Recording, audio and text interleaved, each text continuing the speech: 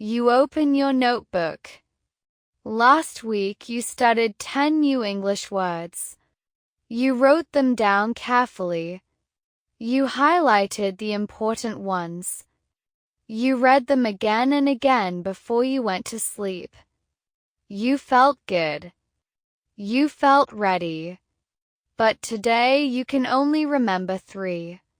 Where did the other 7 go? Sound familiar? You are not alone. And you are not weak. This happens to almost every English learner. And the reason is not a bad memory. The reason is something that most people were never taught. You forget because of how you study, not because of who you are. Welcome back to Gentle Wisdom, where you learn English while becoming a better version of yourself. One story, one step at a time. Today we look at why standard studying often fails, and what the science of memory tells us to do instead.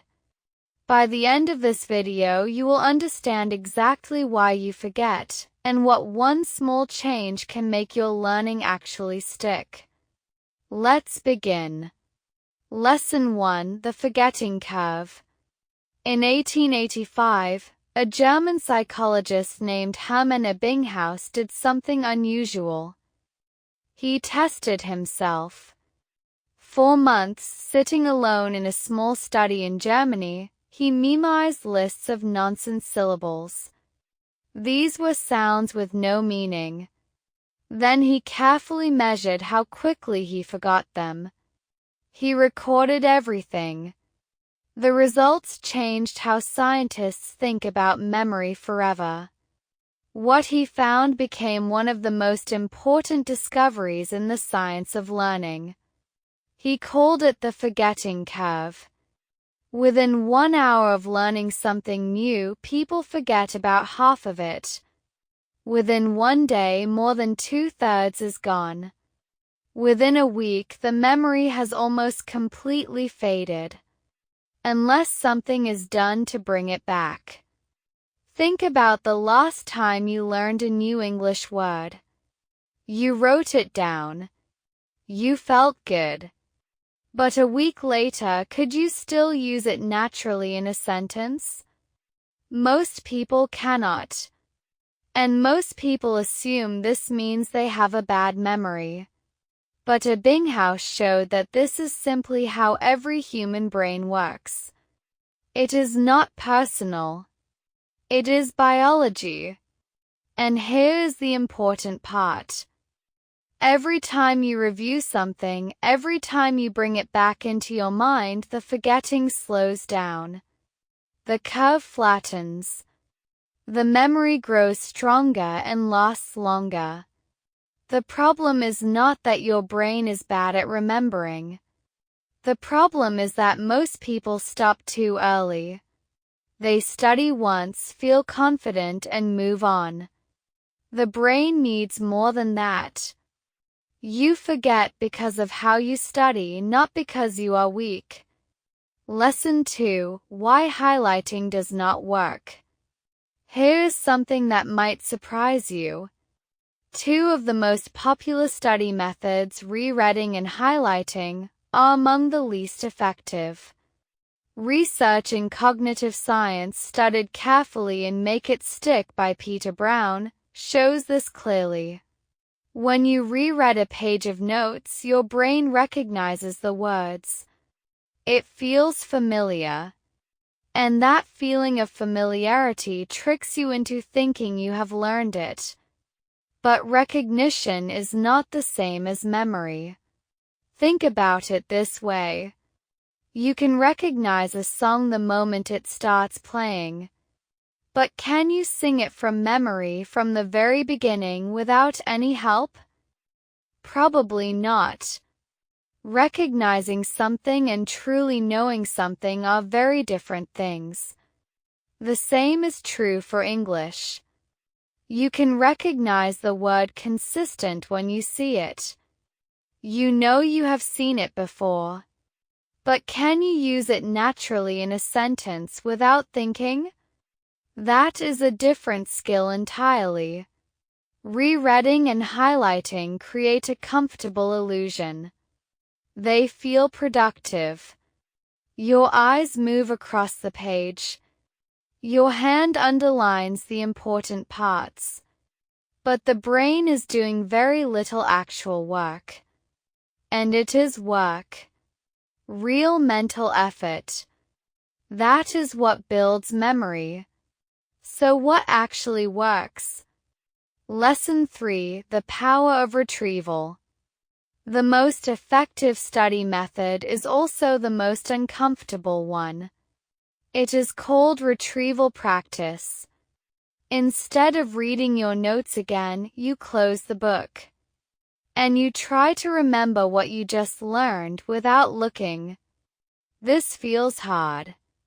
It feels like failure. Your brain struggles. You cannot remember everything. That is exactly the point. Research shows that the effort of trying to remember even when you get it wrong makes the memory stronger. The struggle itself is what builds the connection in your brain. Think of it like building a muscle. Lifting a light weight is easy. But easy does not make you stronger. The difficulty is the training.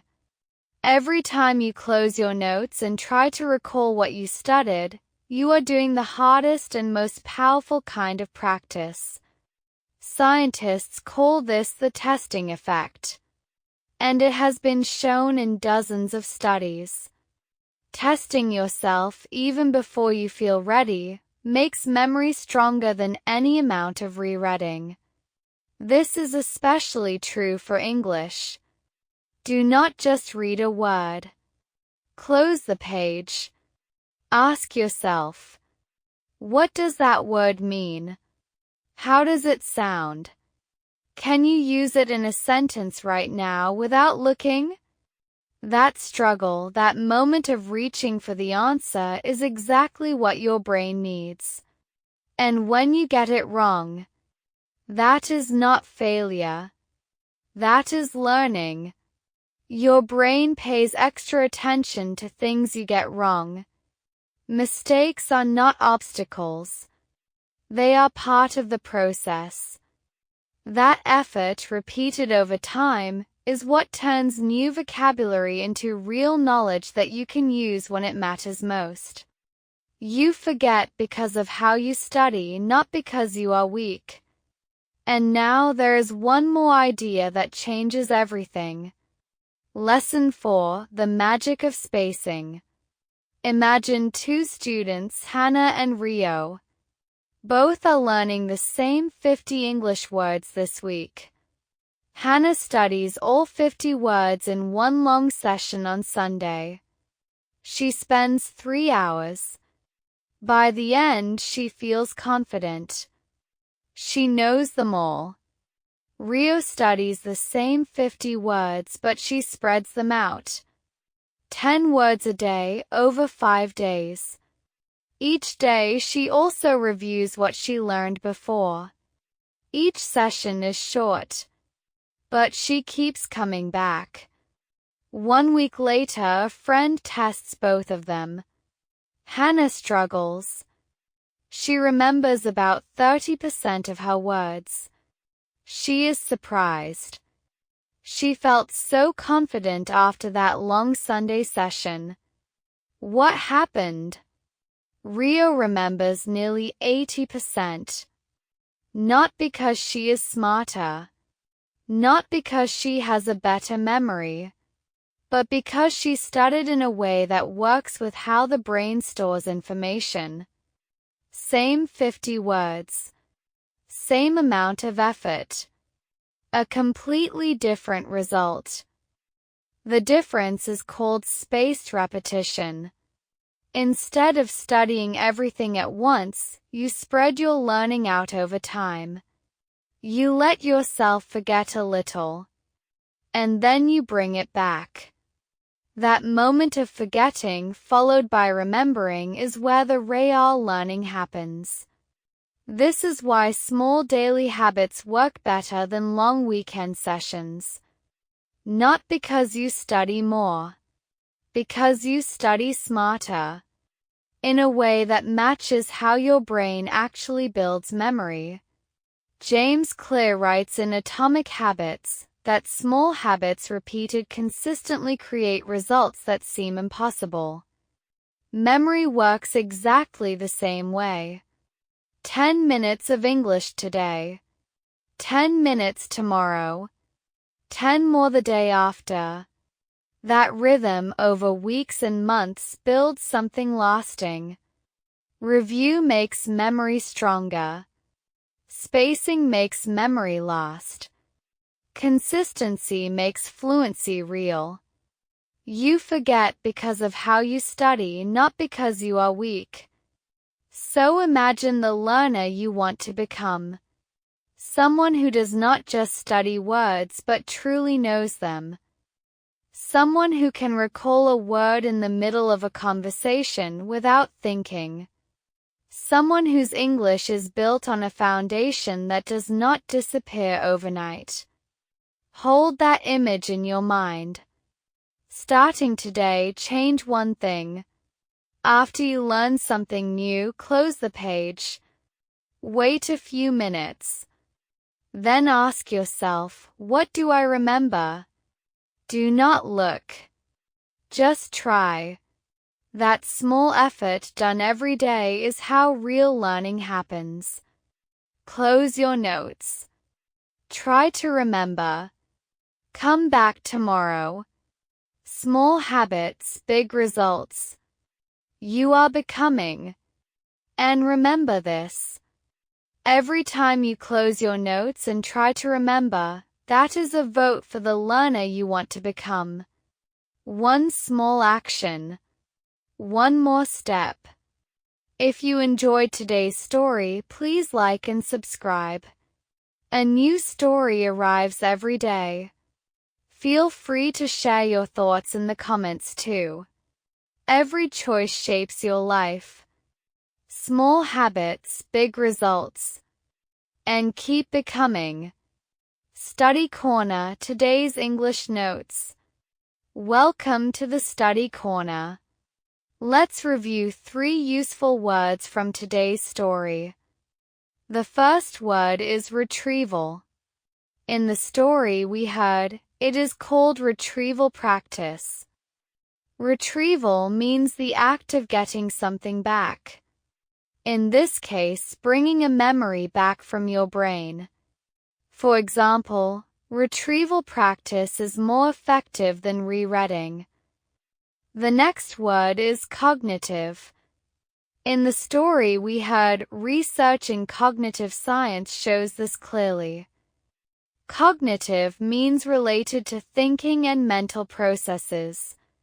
It describes how the brain works. For example, cognitive skills include memory, attention, and problem solving. The third word is consistent. In the story we heard, small habits repeated consistently create results that seem impossible. Consistent means doing something regularly without stopping. For example, consistent daily practice builds real English fluency. What was the most useful thing you learned today? Or is there anything you want to know more about? Share your thoughts in the comments. Small steps. Every day. You are doing well. See you tomorrow.